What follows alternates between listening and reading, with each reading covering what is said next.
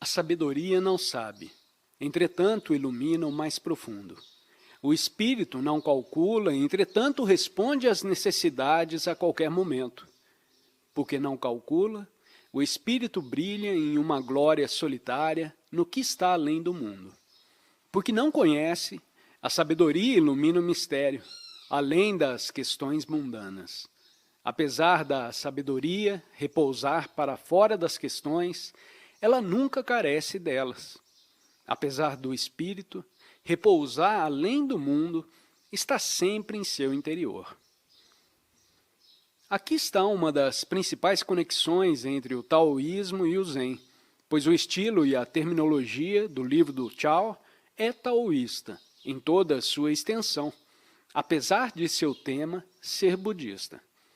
Os dizeres dos primeiros mestres Zen, tais como Huineng, Sheng Hui e Wang Po, estão repletos dessas ideias, que conhecer verdadeiramente é não conhecer, que a mente liberta responde imediatamente, sem cálculo, e que não há incompatibilidade entre o estado búdico e a vida cotidiana do mundo.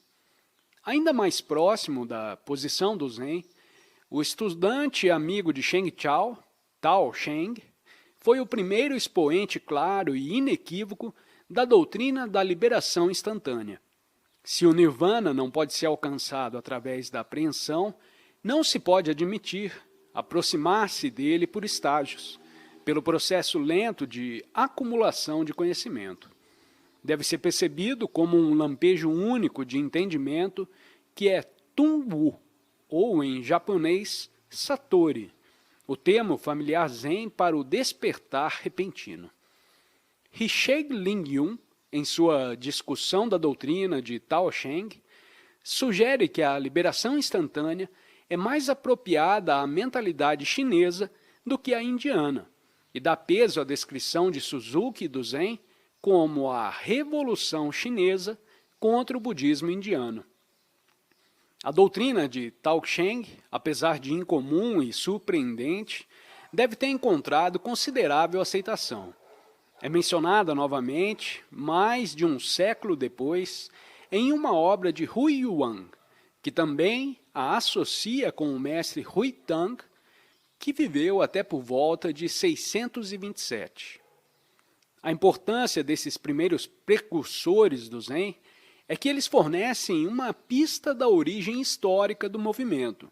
Se não podemos aceitar a história tradicional que ele chegou na China em 520, com o monge indiano Bodhidharma. Estudiosos modernos, tais como Fung Yulan e Pelliot, lançaram sérias dúvidas sobre a verdade dessa tradição. Eles sugerem que a história de Bodhidharma foi uma invenção devota dos tempos posteriores, quando a escola Zen precisava de autoridade histórica para sua reivindicação de ser uma transmissão direta da experiência do próprio Buda, externa aos sutras, pois Bodhidharma é representado como o 28º de uma, um tanto quanto imaginativa, lista de patriarcas indianos, mantendo em uma linha direta de sucessão apostólica a partir de Gautama. Nesse estágio da investigação é difícil dizer se a visão desses estudiosos será tomada seriamente, ou se será apenas outro exemplo do modismo acadêmico de lançar dúvidas sobre a historicidade dos fundadores religiosos. A história tradicional, a qual a escola Zen fornece sobre sua própria origem, é que Bodhidharma chegou em Cantão, da Índia, por volta do ano 520 e procedeu à corte do imperador Wu Diliang, um patrono entusiástico do budismo. Entretanto, a doutrina de Bodhidharma e sua atitude abrupta não agradaram o imperador. Então ele se retirou para um monastério no estado de Wei por alguns anos e gastou seu tempo encarando o muro, até que finalmente encontrou um discípulo adequado em Huikou, que subsequentemente se tornou o segundo patriarca do Zen na China. Não há nada improvável, é claro, na chegada de um grande mestre budista da Índia nesse período. Kumarajiva chegou um pouco antes de 400, Bodhirusi logo após 500, e Paramartha estava na corte de Liang aproximadamente ao mesmo tempo que Bodhidharma. É realmente surpreendente que nenhum registro da sua existência tenha sobrevivido, até um pouco mais que 100 anos depois de seu tempo. Aqueles não eram tempos de jornais e quem é quem. E mesmo em nosso tempo, excessivamente documentado, pessoas com contribuições importantes ao nosso conhecimento e cultura podem permanecer irreconhecíveis e sem registros até vários anos após a sua morte. Aqui, novamente, parece que podemos também aceitar a história de Bodhidharma, até que haja alguma evidência realmente irresistível contra ela, reconhecendo que as ideias de Sheng Chao, Tao Cheng e outros podem também ter sido afluentes do rio do Zen. Uma das razões para suspeitar da história de Bodhidharma é que o Zen é tão chinês em estilo que uma origem indiana parece improvável. Entretanto, o muito taoísta Sheng Chao foi pupilo de Kumarajiva, assim como Tao Cheng, e os escritos atribuídos a Bodhidharma e seus sucessores até Huineng mostram a transição clara de uma visão indiana para uma chinesa de Dhyana. A falta de nenhum registro de uma escola de Dhyana na literatura budista indiana ou da conexão de Bodhidharma com esta deve-se, talvez, ao fato que nunca houve qualquer escola de Dhyana ou de Zen, mesmo na China, até por volta de 200 anos depois do tempo de Bodhidharma. Por outro lado, poderia haver uma quase universal prática de Dhyana, ou Chizoshan, ou meditação sentada, entre os monges budistas e os instrutores especiais que supervisionavam a prática eram chamados mestres de Dhyana, não importando suas escolas ou seitas. Houve, similarmente, mestres de Vinaya ou instrutores da disciplina monástica e mestres de Dharma ou instrutores da doutrina. O Zen tornou-se uma escola distinta apenas quando promulgou uma visão de Dhyana, que diferia bruscamente da prática geralmente aceita. Obrigado por ter assistido a mais esse vídeo. Deixo o convite para você se inscrever no canal e compartilhar o conteúdo com quem você achar que precisa ouvir essa mensagem. Um grande abraço e até o próximo vídeo.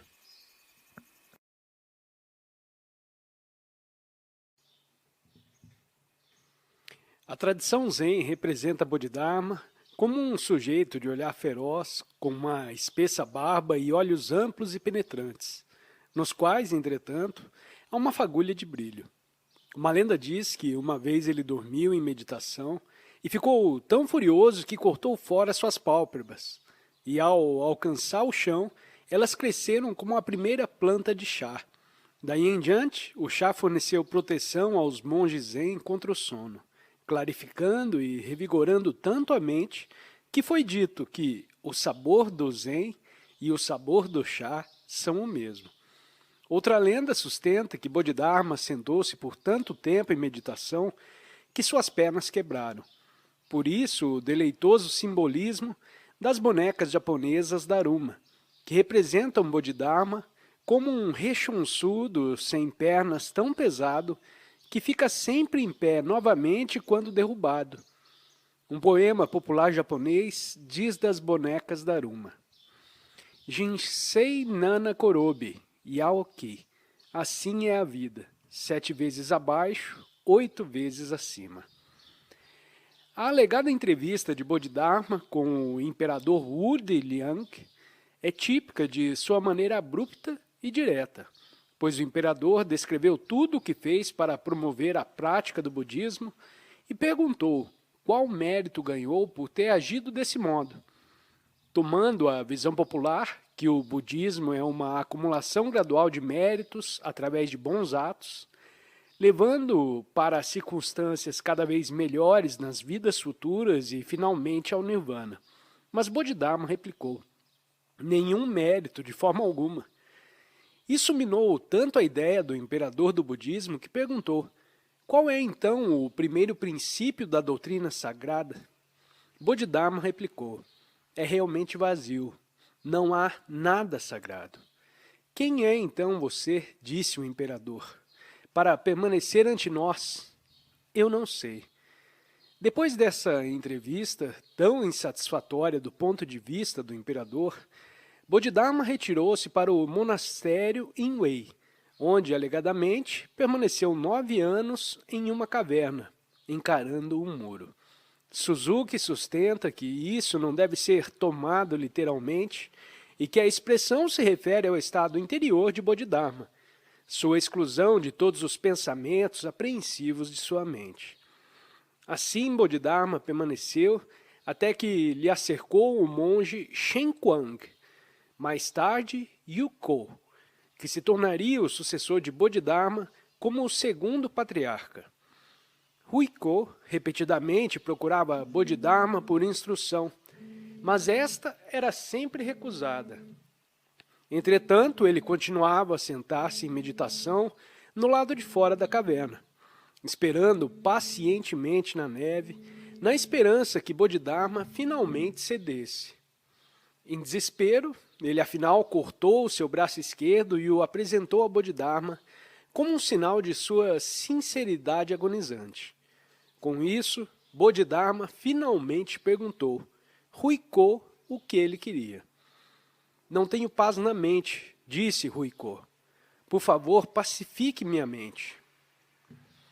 Traga sua mente para mim, replicou o Bodhidharma, e eu a pacificarei. Mas quando busco minha própria mente, disse Huiko, não posso encontrá-la. Muito bem, exclamou Bodhidharma, pacifiquei a sua mente. Nesse momento, Huiko teve seu despertar, seu Tunwu ou Satori. Por isso, esse intercâmbio reivindica seu primeiro exemplo do que se tornou um método característico de instrução do Zen, o Enta, ou questão e resposta. Às vezes, imprecisamente chamado de história Zen. A maior parte da literatura Zen consiste dessas anedotas, muitas bem mais enigmáticas do que essa, e o objetivo delas é sempre o de precipitar algum tipo de realização espontânea na mente do questionador, ou testar a profundeza do seu entendimento.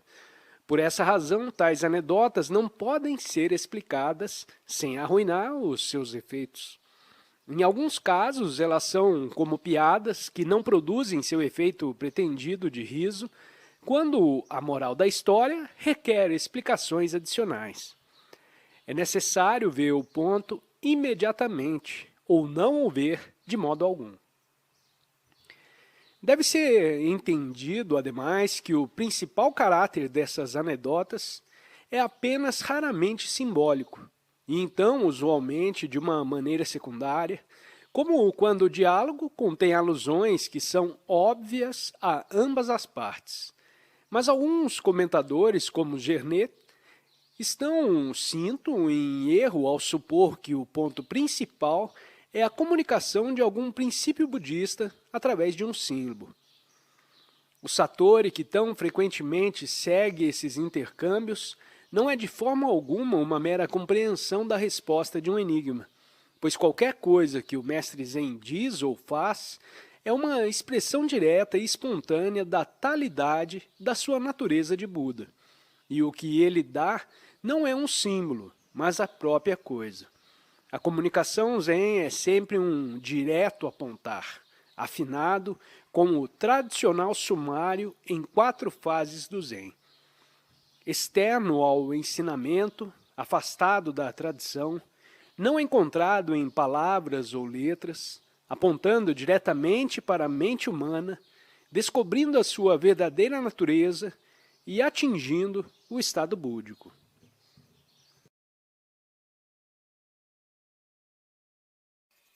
Obrigado por ter assistido a mais esse vídeo. Deixo o convite para você se inscrever no canal e compartilhar o conteúdo com quem você achar que precisa ouvir essa mensagem. Um grande abraço e até o próximo vídeo.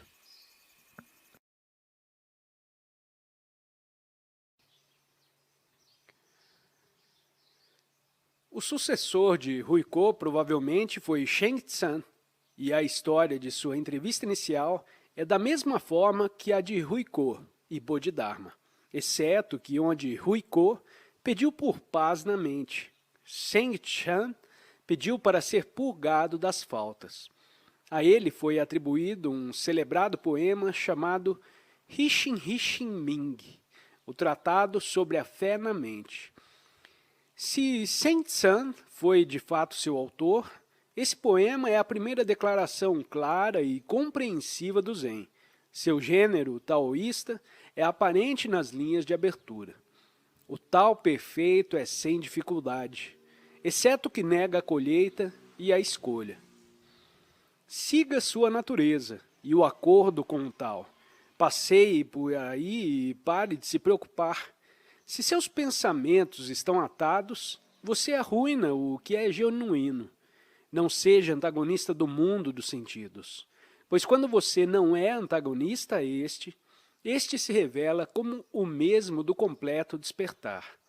A pessoa sábia não se esforça. O homem ignorante se ata a si mesmo. Se trabalha na sua mente, com sua mente. Como você poderá evitar uma imensa confusão? Não apenas o poema está repleto de termos taoístas, tais como Wu Wei e Tzu-Jan, mas toda sua atitude é de deixar a mente a sós, confiando que essa possa seguir sua própria natureza, em contraste com a atitude mais tipicamente indiana de trazê-la a um rígido controle, desligando a experiência dos sentidos.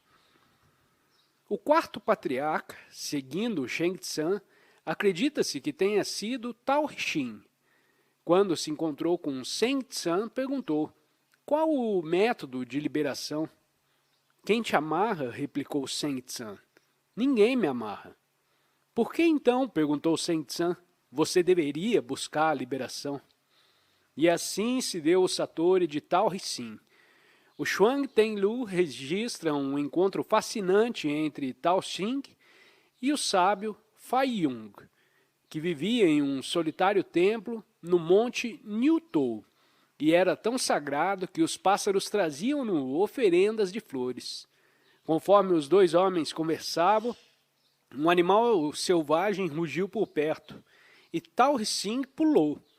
Fai Yung comentou: vejo que ainda está em você, referindo-se, é claro, à paixão instintiva do medo. Logo após, enquanto não estava sendo observado, Tao Xin escreveu o caractere chinês para a palavra Buda na pedra onde Fai Yung estava acostumado a se sentar. Quando Fai Yung retornou para sentar novamente, ele viu o nome sagrado e hesitou a sentar.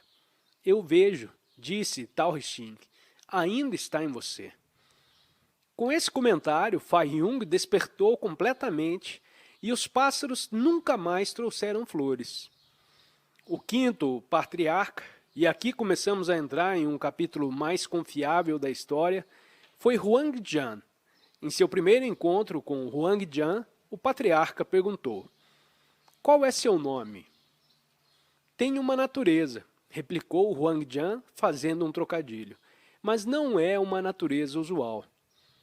Qual é esse nome? Inquiriu o patriarca, negligenciando o trocadilho. É a natureza de Buda. Você não tem nome, então? Porque é uma natureza vazia. Huang Jian foi aparentemente o primeiro dos patriarcas a ter muitos seguidores, pois há rumores que presidiu um grupo de 500 monges em um monastério na montanha da Ameixa Amarela, na extremidade oriental da moderna Hubei. Ele foi, entretanto, ofuscado por seu sucessor imediato, Hui Neng, cuja vida e ensinamentos marcaram o definitivo início de um Zen verdadeiramente chinês. Do Zen, conforme floresceu durante o que foi chamada a época da atividade Zen, os dois últimos 200 anos da dinastia Tang de cerca de 700 até 906. Não devemos ignorar os contemporâneos de Huineng, pois este viveu em um tempo que foi o mais criativo para o budismo chinês como um todo. O grande tradutor e viajante Xuanzang retornou da Índia em 645 e estava expondo as doutrinas Vijnapatimatra, somente representação da Yogacara em Chang'an. Seu antigo estudante, Fatsang, estava desenvolvendo a importante escola de Huayan, baseada na Avatamsaka Sutra, e que posteriormente proveu o Zen com uma filosofia formal. Nem devemos esquecer que, não muito antes desses dois homens, Shikai escreveu seu notável tratado sobre o método Mahayana de cessação e contemplação, contendo os ensinamentos fundamentais da escola Tiantai, que é próxima do Zen em muitos aspectos. Muito do tratado de Shikai prenuncia o conteúdo e a terminologia das doutrinas de Huineng e alguns de seus sucessores imediatos. Disse que Huineng teve sua primeira iluminação quando, quase garoto, ouviu por acaso alguém lendo o Vajrashedika. Ele partiu imediatamente para o monastério Hongjian, em Wangmei, para ter seu entendimento confirmado e para receber instruções adicionais. Devemos notar que seu satori original ocorreu espontaneamente, sem o benefício de um mestre, e que sua biografia o representa como um camponês iletrado da vizinhança de Cantão. Ao que tudo indica, Hongjian imediatamente reconheceu a profundidade de seu entendimento, mas temendo que sua origem humilde o tornaria inaceitável em uma comunidade de monges eruditos, o patriarca o colocou para trabalhar em uma cozinha. Algum tempo depois, o patriarca anunciou que estava procurando por um sucessor a quem poderia transmitir o seu ofício, juntamente com as vestes e a tigela de esmolas, que era sua insígnia. Essa honra seria conferida à pessoa que submetesse o melhor poema, expressando seu entendimento do budismo. O monge líder da comunidade era então um certo Shen Xiu, e todos os outros, naturalmente, assumiram que a posição iria para ele e não tentaram competir. Shen Xiu, entretanto, estava em dúvida em relação a seu próprio entendimento e decidiu submeter seu poema anonimamente, clamando autoridade apenas se o patriarca o aprovasse. Durante a noite, então, postou as seguintes linhas no corredor próximo aos aposentos do patriarca. O corpo é a árvore bode, a mente como um espelho brilhante em pé. Tome o cuidado de limpá-lo a todo o tempo e não permita que nenhuma poeira se acumule. Na manhã seguinte, o patriarca leu o poema e ordenou que incenso fosse aceso em frente a ele, dizendo que todos que o colocassem em prática seriam capazes de realizar sua verdadeira natureza. Mas quando Shen Xiu veio a ele em privado para reivindicar a autoria, o patriarca declarou que seu entendimento ainda estava longe de ser perfeito. No dia seguinte, outro poema apareceu ao lado do primeiro. Nunca houve uma árvore bode, nem um espelho brilhante em pé. Fundamentalmente, nenhuma coisa existe. Então, onde há pó para acumular? O patriarca sabia que apenas Huineng poderia ter escrito isso. Porém, para evitar o ciúme, apagou o poema com seu sapato e convocou Huineng para sua sala secreta à noite. Ali concedeu o patriarcado, as vestes e a tigela para ele e recomendou que fugisse para as montanhas até que as emoções feridas dos outros monges se acalmassem e o tempo fosse adequado para que ele iniciasse seus ensinamentos públicos.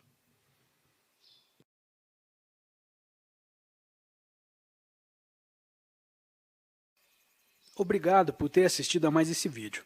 Deixo o convite para você se inscrever no canal e compartilhar o conteúdo com quem você achar que precisa ouvir essa mensagem. Um grande abraço e até o próximo vídeo.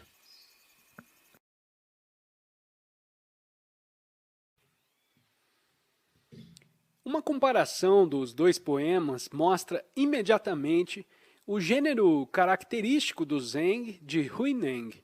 O poema de Sheng Xiu reflete o que era, aparentemente, a visão geral e popular da prática de dhyana no budismo chinês. Ela era, obviamente, entendida como a disciplina da meditação sentada, na qual a mente era purificada através da intensa concentração que faria com que todos os pensamentos e conexões cessassem. Tomados literalmente, muitos textos budistas e taoístas fortalecem essa visão, que o mais alto estado de consciência é uma consciência vazia de todos os conteúdos, todas as ideias, emoções e mesmo sensações. Hoje em dia, na Índia, essa é uma noção muito comum de Samadhi, mas a nossa própria experiência com o cristianismo deve tornar esse tipo de literalismo familiar, mesmo nos círculos elevados. A posição de Huineng era que um homem com uma consciência vazia não era melhor que um bloco de madeira ou uma massa de rocha. Ele insistia que toda a ideia de purificar a mente era irrelevante e confusa, porque nossa própria natureza é fundamentalmente clara e pura. Em outras palavras, não há analogia entre consciência ou mente e um espelho que pode ser limpo. A mente verdadeira é não mente, o que quer dizer que ela não é considerada como um objeto, ou pensamento, ou ação, como se existisse uma coisa a ser apreendida e controlada. A tentativa de trabalhar na própria mente é um círculo vicioso. Tentar purificá-la é ser contaminado com a pureza. Obviamente, essa é a filosofia taoísta da naturalidade, de acordo com a qual uma pessoa não é genuinamente livre, desapegada ou pura, quando seu estado é o resultado de uma disciplina artificial. Ela está apenas imitando a pureza, apenas falsificando a consciência clara. Por isso a presunção desagradável daqueles que são deliberados e metodicamente religiosos.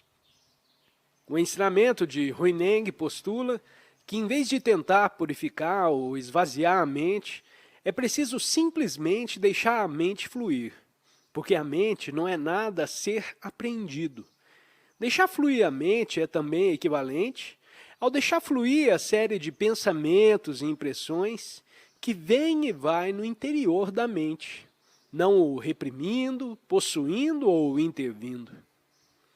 Os pensamentos vêm e vão por si sós, pois através do uso da sabedoria não há obstáculo. Esse é o Samadhi de Prajna e a liberação natural. Tal é a prática do não pensamento.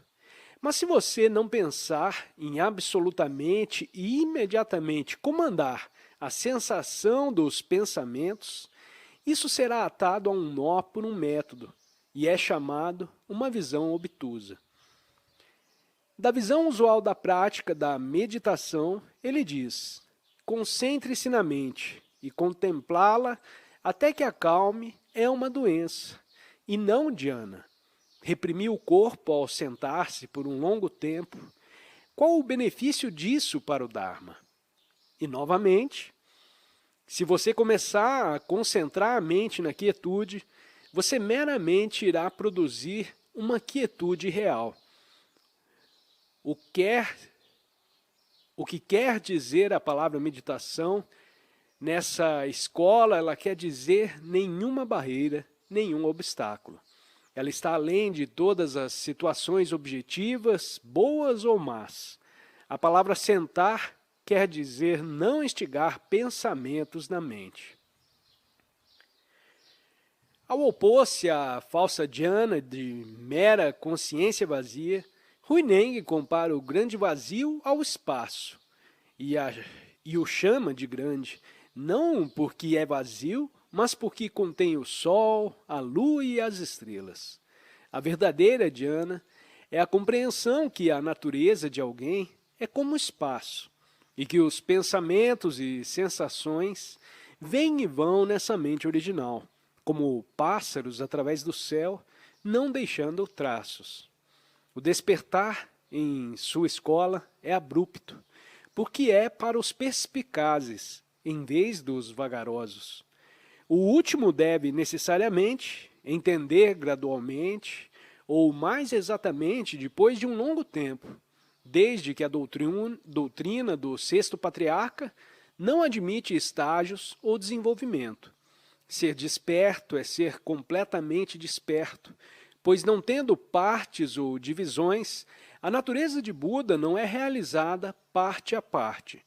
Suas instruções finais a seus discípulos contêm um indício interessante do desenvolvimento posterior do método de ensino-mondo ou questão-resposta. Se ao lhe questionar, alguém lhe perguntar sobre o ser, responda com o não ser. Se a pergunta for sobre o não ser, responda com o ser. Se perguntar sobre o homem ordinário, responda nos termos do sábio. Se perguntar sobre o sábio, responda nos termos do homem ordinário. Por esse método de opostos, mutualmente relacionados, surge o entendimento do caminho do meio. Para toda a questão que lhe fizerem, responda nos termos de seu oposto. Huineng morreu em 713 e com sua morte a instituição do patriarcado acabou, pois a árvore genealógica do Zen criou galhos. A tradição de Huineng continuou em 5 discípulos: Huaizheng, Xinghuan, Sheng Hui, He Xuanshui e Hui Chung. Os descendentes espirituais de Huaizhang e Rixingsu sobrevivem hoje como as 2 principais escolas do Zen no Japão, a Rinzai e a Soto. Nos séculos que se seguiram à morte de Huineng, a proliferação das linhas de descendência e das escolas Zen são muito complexas, e não precisamos fazer nada além de considerar alguns dos mais influentes indivíduos. Os escritos e registros dos sucessores de Huineng continuam a lidar com a naturalidade, sob o princípio que a mente verdadeira é a não-mente, e que nossa verdadeira natureza não é nenhuma natureza.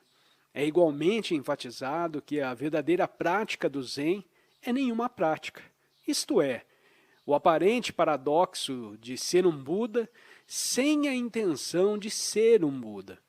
De acordo com Sheng Hui, se alguém tem esse conhecimento, é contemplação sem contemplação, sabedoria sem sabedoria e prática sem prática. Todo o cultivo da concentração é errôneo desde o início, pois, como pelo cultivo da concentração, pode alguém obter a concentração? Se falamos do trabalho com a mente, esse trabalho consiste em atividade ou inatividade da mente. Se é inatividade, nós não somos diferentes dos tolos vulgares. Mas se você diz que é atividade, é então o reino da apreensão e estamos atados às paixões. Qual o caminho, então, devemos seguir para ganhar a liberação? Os Shiravakas cultivam a vacuidade, habitam na vacuidade e estão atados a ela. Eles cultivam a concentração, habitam na tranquilidade e estão atados por ela. Se trabalhar com a mente é disciplinar a mente, como isso pode ser chamado de liberação? Com a mesma disposição, He Xuanxue inicializa seu celebrado poema, a canção da realização do tal. Você não vê aquilo, tranquilo, homem do tal, que abandonou o aprendizado e não se esforça. Ele nem evita os falsos pensamentos, nem busca os verdadeiros, pois a ignorância é na realidade a natureza de Buda, e esse ilusório, mutante e vazio corpo é o corpo do Dharma.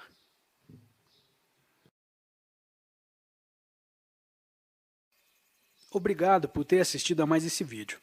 Deixo o convite para você se inscrever no canal e compartilhar o conteúdo com quem você achar que precisa ouvir essa mensagem.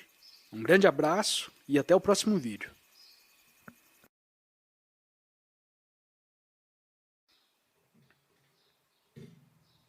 A história a seguir é contada por Huaizhang, iniciando no Zen seu grande sucessor Matsu, que estava praticando meditação sentado no monastério de Xuanfa.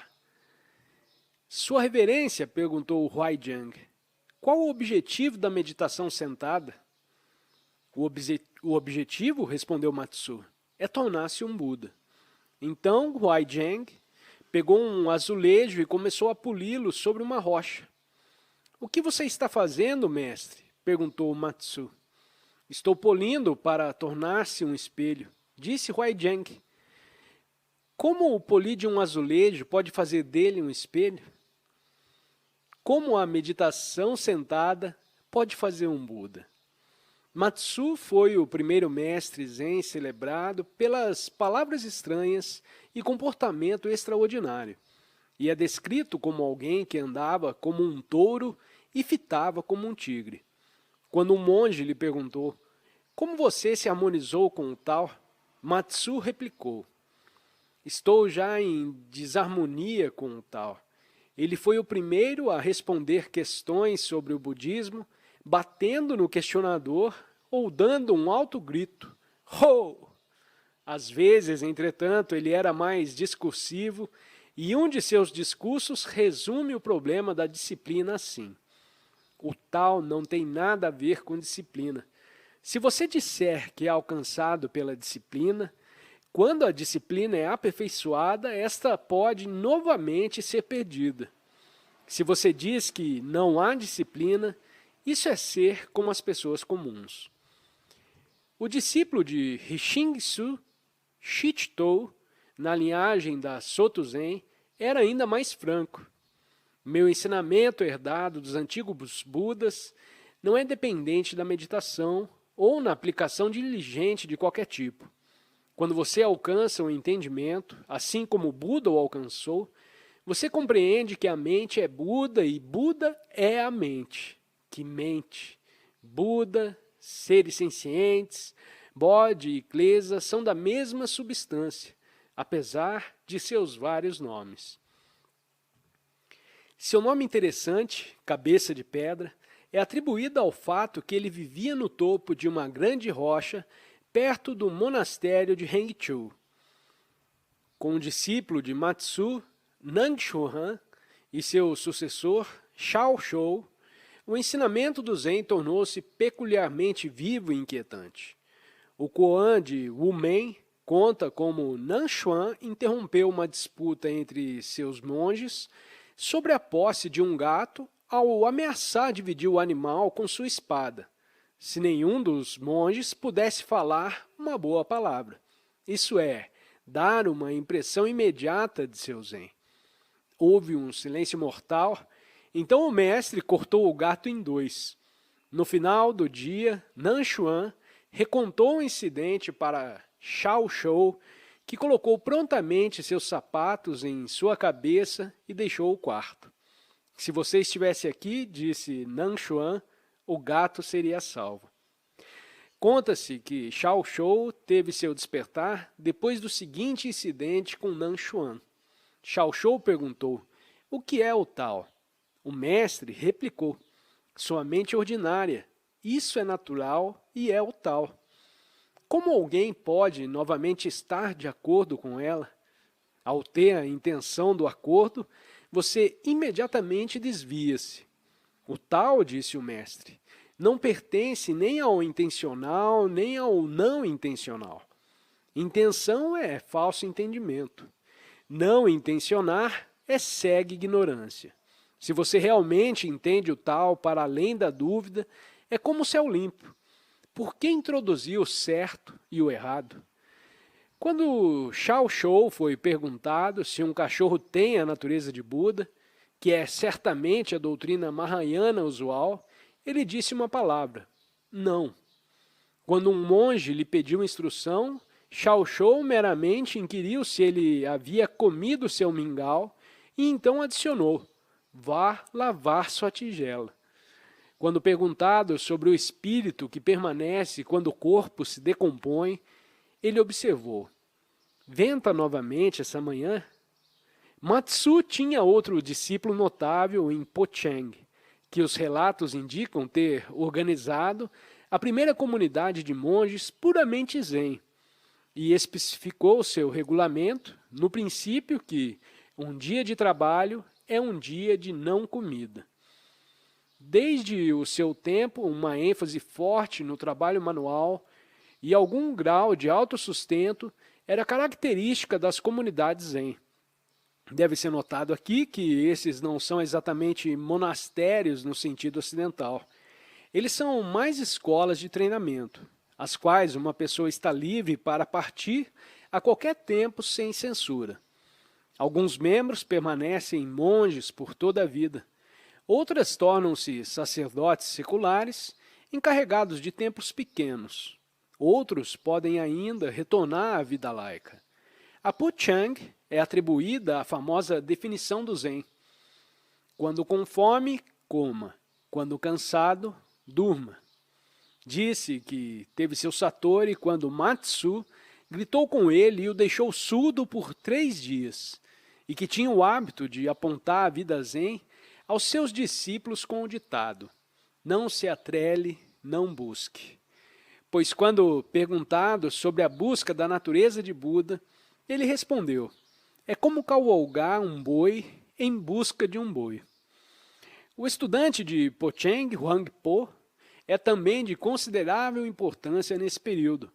Não apenas ele foi o professor da grande Lin Shi, mas foi também o autor de Xuan Rixin Faiyao, ou Tratado sobre os Essenciais da Doutrina da Mente. O conteúdo dessa obra é essencialmente o mesmo corpo de doutrina encontrado em Huineng, Sheng Hui e Matsu, porém contém algumas passagens de notável claridade, assim como algumas respostas francas e cuidadosas às questões do final. Em sua própria busca por ela, eles produzem o efeito contrário de perdê-la, pois isso é usar o Buda para buscar pelo Buda, e usar a mente para aprender a mente. Mesmo que façam o máximo por um kalpa inteiro, não serão capazes de alcançá-la.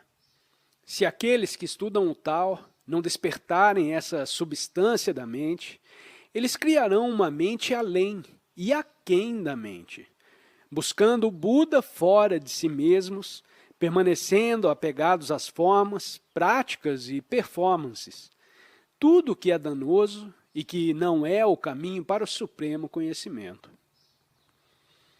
Boa parte do tratado devota-se para clarificar o que se quer dizer por vazio e pelos termos não mente e não pensamento, todos sendo cuidadosamente distinguidos da brancura literal ou nada. O uso da linguagem e das ideias taoístas é descoberto ao longo do texto. Temendo que nenhum de vocês entenderiam, eles nos deram o nome de Tao. Mas vocês não devem basear nenhum conceito sobre esse nome. Então é dito: quando o peixe é pego, a armadilha é esquecida. Quando o corpo e mente alcançam a espontaneidade, o tal é alcançado, e a mente universal pode ser entendida. Nos tempos antigos, as mentes dos homens eram astutas. Ao ouvirem uma única sentença, eles abandonavam o estudo e então chamavam-se os sábios que, abandonando o ensinamento, repousam na espontaneidade. Hoje em dia, as pessoas buscam somente se empanturrar com conhecimento e deduções, colocando grande confiança nas explicações escritas e chamando tudo isso de prática. Parece, entretanto, que a instrução pessoal de Huang Po a seus discípulos não era sempre tão explanatória. Lin Shi nunca conseguiu uma palavra dele. Toda vez que tentava fazer uma questão, Huang Po lhe batia. até que ele deixou o monastério em desespero e buscou o conselho de outro mestre, Taiyu, que o ralhou por ser tão ingrato com a gentileza de avó de Huang Po. Isso levou ao despertar de Lin Shi, que novamente apresentou-se ante Huang Po. Nesse momento, entretanto, foi Lin Shi que bateu, dizendo: não há muito no budismo de Huang Po, afinal.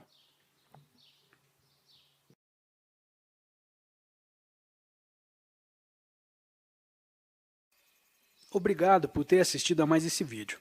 Deixo o convite para você se inscrever no canal e compartilhar o conteúdo com quem você achar que precisa ouvir essa mensagem. Um grande abraço e até o próximo vídeo.